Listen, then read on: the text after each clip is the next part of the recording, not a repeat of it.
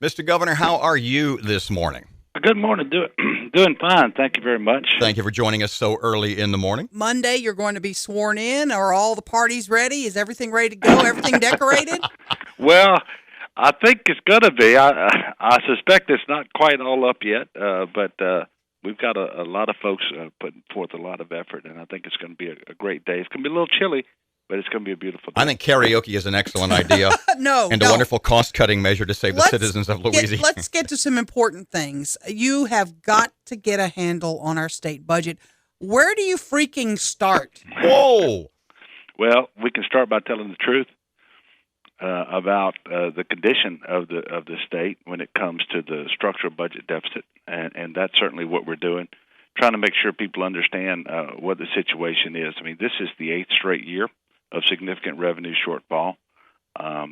It was just in November that the governor presented a plan to fix the mid-year budget deficit, and the Joint Legislative Committee on the Budget did what they were asked to do, and it now looks like we're $800 million short, and they were supposed to have fixed a $400 million problem.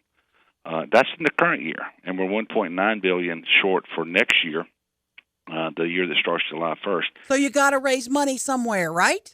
Well, we have to do a combination of things. It's not an either or situation. You always have to when you have such shortfalls this big, you got to look for places where you can strategically make cuts. We're going to do that. You've got to find efficiencies and deliver state services at less cost. So any ideas on efficiencies yet? Have you seen Well, anything? we are working on it. I am meeting with Jay Darden, who is the incoming Commissioner of Administration, very frequently. He is working very long hours, poring over the budget and meeting with all of the agencies out there to try to find those areas. And we're going to be successful in finding some, obviously, but that's not the answer in and of itself. And so then you have to look at other things, such as making sure that we explain the flexibility to allocate cuts across a broader spectrum of the budget, looking principally at these statutory dedications.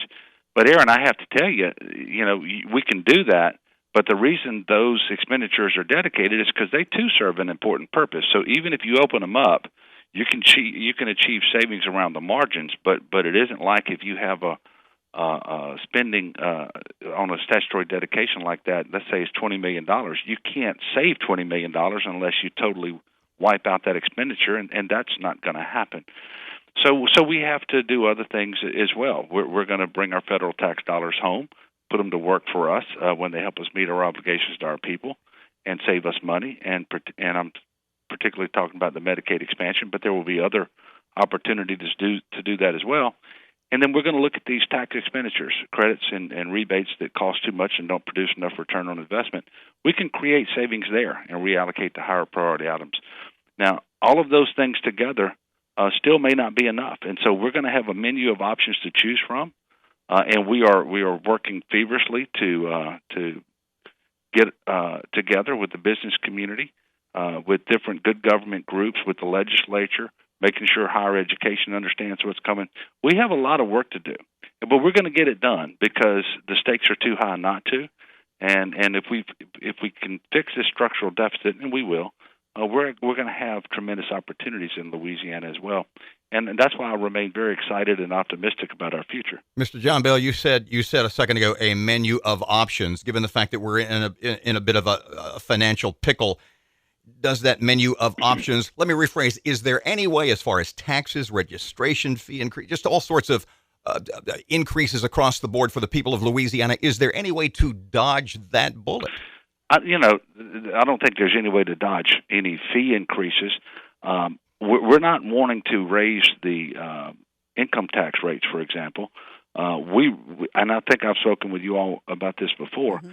I like the Richardson plan. Dr. Richardson from LSU, he made a plan in conjunction with some folks at Tulane that actually lower rates on the income tax, both for individuals and for businesses.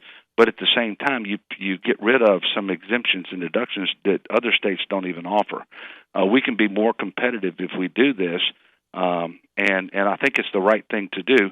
But there are so many things that we have to accomplish and that's why we're going to put a menu of items out there to select from, and it's not just going to be 1, 2, or 3 things. We're going to have to do things across the board, it appears, and we are working with the legislative leadership to try to make sure that we're bringing them along and keeping them apprised as we move forward. Because at the end of the day, we got to be able to find common ground and tackle these challenges.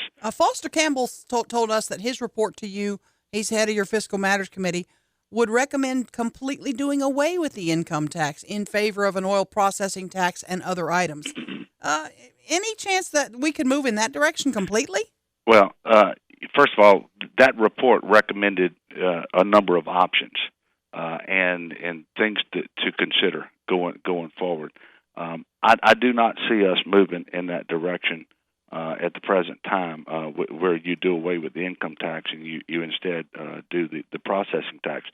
But the committee did look at a variety of options and put a lot of things on the table for consideration, which is exactly what I asked them to do. And I appreciate Foster's leadership on that matter, on that committee, and all of the recommendations that it came up with. Real quickly, gasoline tax. We're among the lowest in the country.